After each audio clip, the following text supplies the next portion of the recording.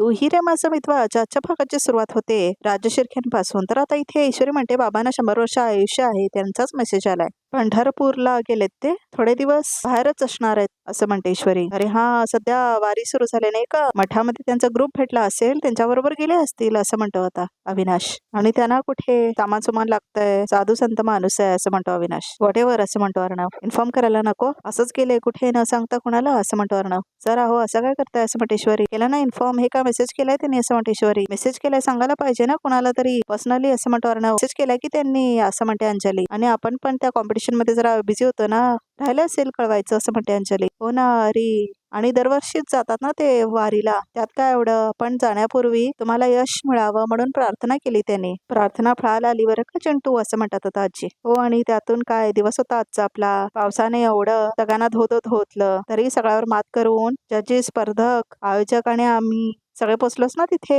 असं म्हणतो अविनाश. आणि मेन म्हणजे दादा आणि वहिनी एवढे चॅलेंजेस फेस करून सुद्धा तिथे पोचले असं म्हणतो आता इथे आकाश. भाऊजी काय सांगू, एवढ्या गोष्टी घडल्यामध्ये बापरे असं म्हणते ईश्वरी. तिथे गेल्यावर ही संपलं नाही, तिथे गेल्यावर तर ते पासेस मिळाले नाही तेवढं टेन्शन आलं होतं, पण शेवटी पासेस मिळाले असं म्हणते ईश्वरी. कसला टेन्शन, अर्णव आल्यानंतर बघितलं ना, सिक्सर मारलं आणि लगेच पासेस दिले असं म्हणतो तो. हे काय इथे पडला होता पायात माझ्या असं म्हणतो आकाश. तर आता नम्रताला काही सगळं आवडत नसतं, ते काय कमी होतं. बिचारी ईश्वरीला आज किती त्रास झाला. धाडसी ना ती असं म्हणते अंजली. भावलं तिने असं म्हणते ती. अगं नुसतं भावून नाही घेतलं, स्पर्धा जिंकली सुद्धा असं म्हणतात आजी.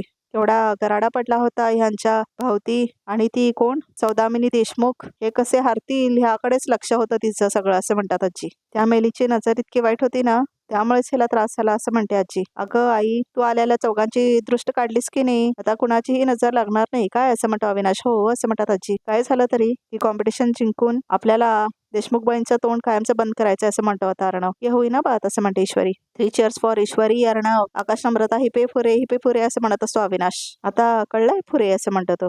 तर आता सगळे हसत असतात आणि एन्जॉय करत असतात. नम्रता मात्र खूप दुःखी असते बघा प्रेक्षक हो. तर आता रात्रीची वेळ दाखवली आहे. तर आता ईश्वरी बसलेली असते, तर अर्णव येतो आणि म्हणतो हे घे ड्रॉप्स, कम असं म्हणतो तो. नको सर असं म्हणते ईश्वरी. नाही नको, मी आता बरी झाली आहे, मला काही होत नाही असं म्हणते ईश्वरी. दिसतंय मला असं म्हणते ती. दिसतंय तुला, हे किती सांग असं म्हणतो तो. सर नको, असलं काहीतरी डोळ्यात घालायला मला खूप भीती वाटते असं म्हणते ईश्वरी. मिसेंदर त्यात घाबरायचं काय, ड्रॉप्स घालायचंय, उडायचं नाही असं म्हणतो तो. आता मला काय करायचं हे सुद्धा मी नाही ठरू शकत का असं म्हणते ती. पण आपल्याला हे घेतल्याने बरं वाटेल हे तर आपल्याला माहिती आहे ना असं म्हणतो अर्णव. प्लीज नको सर असं म्हणते ईश्वरी. बरं ठीक आहे असं म्हणतो अर्णव. तुम्ही तर बोलता वेगळंच आणि करता दुसरं असं म्हणते ईश्वरी. कारण आता इथे अर्णव म्हणत असतो ना, मी घालतो ड्रॉप्स म्हणून. What do you mean by that असं म्हणतो अर्णव. स्पर्धेत बघितलं ना मी, वडा करताना बेसनचं पीठ आणायला सांगितलं होतं, तुम्ही काय आणलं सत्तूचं पीठ. पोचना तर जपान, पोच केली चीन असं म्हणते ती. चूक केलेलं सारखं सांगत राहू नकोस असं म्हणतो अर्णव. कळलं मला, ऐकू आलं असं म्हणते आता ईश्वरी. घालून गेळूयात असं म्हणतो तो. नको बाई असं म्हणते ईश्वरी. तर तो हात पकडतो तिचा जोरात. तर दोन्ही हात पकडलेला असतो आता इथे अर्णव बघा प्रेक्षक हो. आणि आता इथे ईश्वरी तिच्याकडे बघतच असते. तर आता इथे बॅकग्राऊंड मध्ये गाणं लागलंय, जरा जरा मन खुळावते. तर आता ईश्वरीने अर्णवचे रोमॅन्टिक मोमेंट्स दाखवले. तर आता तो तिला तिकडे आराम करायला लावतो. तर आता खरंच खूप छान इमोशनल आणि रोमॅन्टिक सीन आहे बघा प्रेक्षक. ईश्वरी तर बघतच असते अर्णवकडे आणि अर्णव सुद्धा तिच्याकडेच बघत असतो. तर आता खूप छान रोमॅन्टिक क्षण दाखवले यांचा. तर आता तो बघतो तिच्याकडे आणि आता तिला वाटतो तो तिला अजून जवळ घेईल आणि मात्र तेव्हाच तो आय ड्रॉप्स काढतो बाहेर आणि घे घालून असं म्हणतो तो. तर आता दोघे एकमेकांकडेच बघत असतात. तर आता ईश्वरीला वर बघ म्हणतो तो. तर आता तो ड्रॉप्स घालतो तिच्या डोळ्यांमध्ये. तर आता ती ड्रॉप्स घालून घेते. तर आता दोन्ही डोळ्यांमध्ये ड्रॉप्स घालतो अर्णव. तर आता पाठीमागे तिच्या बटा करतो तो. तर आता दोघे एकमेकांकडे बघत असतात. तर आता त्याचे ड्रॉप्स घालून झालेले असतात. तर आता तो तिच्याकडे बघतच असतो बघा प्रेक्षक आणि ती सुद्धा बघतच असते अर्णवकडे. तर आता त्याचं घालून झालेले असतात ड्रॉप्स आणि तरी तो पुसत असतो ते ड्रॉप्स डोळ्याला लागलेले.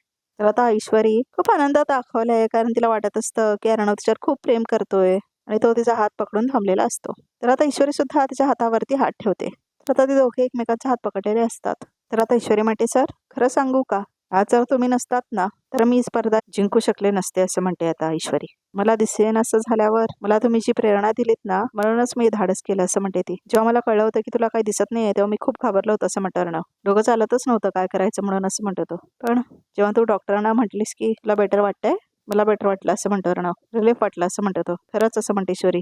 सर असं म्हणते ती. सर असं म्हणते ईश्वरी. पण माझे डोळे खरंच गेले असते तर मी काय केलं असतं असं म्हणते ईश्वरी. तर मी दुसऱ्या डॉक्टरांना विचारलं असतं मिसेंदोर असं म्हणतो तो. तसं नाही असं म्हणते ईश्वरी. पण खरं समजा मला दिसायचंच बंद झालं असतं, माझे डोळेच गेले असते तर असं म्हणते ईश्वरी. काय केलं असतं तुम्ही. तर मी माझ्या डोळ्यांना सुद्धा पट्टी बांधलीस ती असं म्हणतो अर्णव. खरंच खूपच फनी दाखवलंय. कोण बांधेल बघा प्रेक्षक पट्टी डोळ्यांना. खरंच असं म्हणते ईश्वरी. माटा बांधा ना असं म्हणते ती. आय यू किडिंग राईट असं म्हणतो अर्णव. आता पट्टी बांधा ना असं म्हणते ती. म्हणजे आता तुला दिसतंय ना सगळं, मग मी का असं म्हणतो. आता माझ्या डोळ्यात ड्रॉप्स घडलेत ना, म्हणजे अजूनही मला बरं वाटत नाही असं म्हणते ती. नाही नाही नाही नाही नाही प्लीज सर, प्लीज बांधा ना डोळ्यांना पट्टी असं म्हणते ती. विजेंदर काय म्हणजे तू असं म्हणतो अर्णव. म्हटलं ना मी तुम्हाला आताच म्हटलं होतं. तुम्ही बोलताय का नाही करता भलताच असं म्हणते ईश्वरी. प्लीज बांधा ना सर असं म्हणून ती त्याला म्हणते तुम्ही पट्टी बांधून घ्या म्हणून. प्लीज प्लीज करा ना असं म्हणते ती. बांधा ना असं म्हणत असते ती. आहो सर आहे बघा तिकडे रुमाल. प्लीज प्लीज प्लीज असं म्हणते ती. तर आता अर्णव जातो तो रुमाल घेण्यासाठी. विजेंदर आयुष्यवर हे सगळं करायला हवं असं म्हणतो अर्णव. होत जा असं म्हणते ती. सर गेला नाहीत ना असं म्हणते ती. तर आहे मी इथे असं म्हणतो अर्णव. तर आता अर्णव येतो त्या कपाटाकडे बघा प्रेक्षकांनी. आता तो कपाट उघडतो. तिथे तुम्ही कपडे ठेवताना तिथे तुमच्या कप्प्यात असं म्हणत असते ती. सापडलं असं म्हणतो अर्णव. बांधलात असं म्हणतो अर्णव. बांधतो जरा थांब असं म्हणतो अर्णव. आणि आता तो जो रुमाल असतो त्याच्या हातामध्ये तो बांधून घेतो बघा प्रेक्षक. हो बांधलात का सर असं म्हणते आता इथे ईश्वरी. हो बांधलं असं म्हणतो अर्णव. तर त्यांनी बांधलेलंच नसतं. मला माहितीये तुम्ही बांधलं नाही. बांधा असं म्हणते ईश्वरी. बांधतो असं म्हणतो अर्णव. तर आता इथे तो बांधून घेतो बघा प्रेक्षक पट्टी आपल्या डोळ्यांवरती. बांधलात असं म्हणते ती. हो असं म्हणतो अर्णव. आता पुढे असं म्हणते ती. आता तर ती शोधत येते तिच्याकडे. कपाटाकडे आलेली असते ती. सर असं म्हणते ईश्वरी. आता शोधा बघू असं म्हणते ईश्वरी. मी कुठे असं म्हणते आता इथे ती. तर आता अर्णव शोधत असतो ईश्वरीला. तर त्याच्या डोळ्यावर पट्टी असते. तर तो चालत चालत येत असतो. तर आता येतो तो तिच्याकडे. तर आता दोघेही आमने सामने असतात. तर तो तिला स्पर्श करतो. तर त्याला शोधून काढलेली असतो तो. म्हणजे तो आता शोधून काढलेला असतो ईश्वरीला. आणि आता तो तिला पकडून आणलेला असतो बेडजवळ. सर असं म्हणते ईश्वरी. तुम्हाला कसं काय कळलं की मी. तर आता अर्णव म्हणतो मला तुझ्या गंध माहिती आहे ना तुम्हाला माझा असं म्हणते ती. आपण डोळे बंद केलं तर आपल्याला दिसत नसताना सुद्धा आपण एकमेकांना बघू शकतो ना असं म्हणते ईश्वरी. रिअली असं म्हणतो आता अर्णव.